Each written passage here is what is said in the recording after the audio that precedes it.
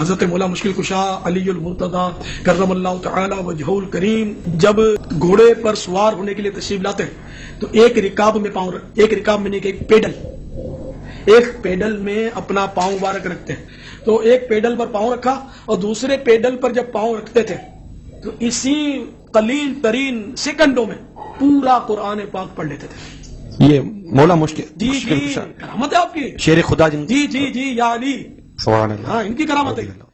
مولا علی علیہ السلام کے بارے میں کہا جاتا ہے کہ وہ گھوڑے کی ایک رکاب میں پاؤں رکھتے تو قرآن شروع کرتے، دوسری رکاب تک پاؤں لے کر جاتے، قرآن کی تلاوت مکمل کر لیتے ہوں گے، 3 دفعہ سورہ اخلاص پڑھتے ہوں گے۔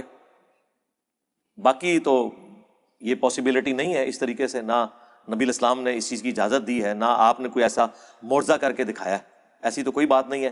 اس کے الٹ بخاری مسلم میں ملتا ہے کہ تم میں سے کسی کی استطاعت ہے کہ وہ ایک رات میں تہائی قرآن پڑھ دے۔ صحابہ نے کہا کہ کون اس کی استطاعت رکھے گا؟ تو آپ نے فرمایا سورہ اخلاص پڑھ لو، یہ تہائی قرآن کے برابر ہے۔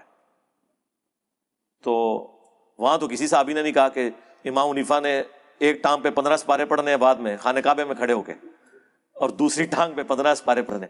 امت کے اندر بڑے عابد جو چند گزرے ہیں ان میں سے امام حنیفہ رحمہ اللہ تعالیٰ ہے، زندگی میں 55 حج کیے اس شخص نے، اور ایک حج کے موقع پر وہ خانہ کعبہ کے متولی کے پاس گئے جس کے ہاتھ میں چابی ہوتی ہے شیبی خاندان کے۔ کہنے لگا میری درخواست یہ ہے اگر آپ اجازت دیں تو میں کعبے کے اندر جانا چاہتا ہوں۔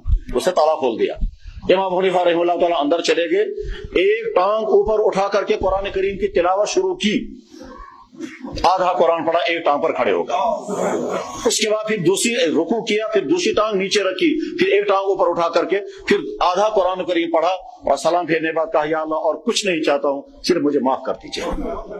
فرماتے ہیں 15 سال میں نے اس طرح گزارے، عشاء کی نماز کے بعد اپنے حجرے میں جاتا، کھونٹی ایک گاڑی ہوئی تھی دیوار میں، کچھ بھی سمجھ لیں ہک لگایا ہوا، اس کو پکڑ لیتا اور ایک ٹانگ اٹھا لیتا، بسم اللہ الرحمن الرحیم سورہ فاتحہ سے قرآن پڑھنا شروع کرتا، اور اٹھائی ہوئی ٹانگ زمین پر اس وقت رکھتا تھا جب پورا قرآن ختم کر لیتا تھا۔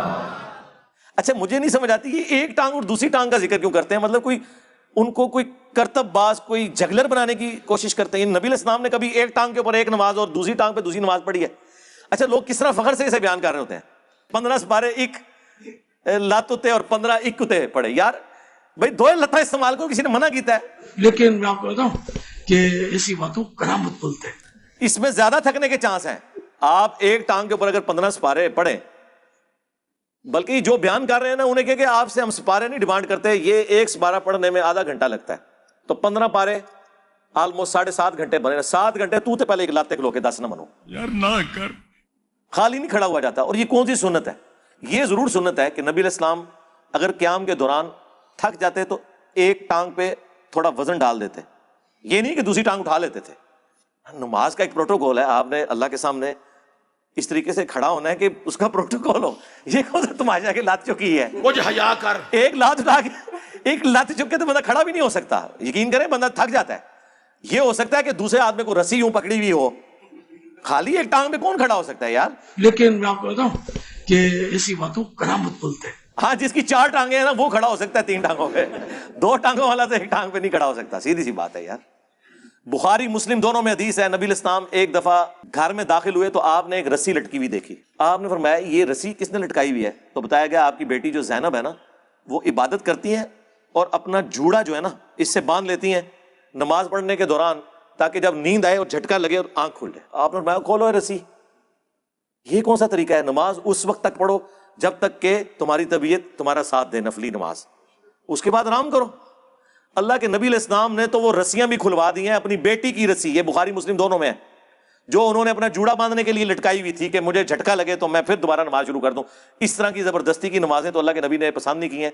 جو رسیاں کھلواتے ہیں، یہ ایک ٹانگ والے جو یہ مرغے اور مرغابیاں جب کھڑے ہوئے نمازیں پڑھ رہے ہوں گے، ان کے ساتھ وہ کیا کریں گے؟ یعنی کیا دین بنایا ہوا انہوں نے؟ تو وہ تہائی قرآن کے برابر ہے سورہ اخلاص۔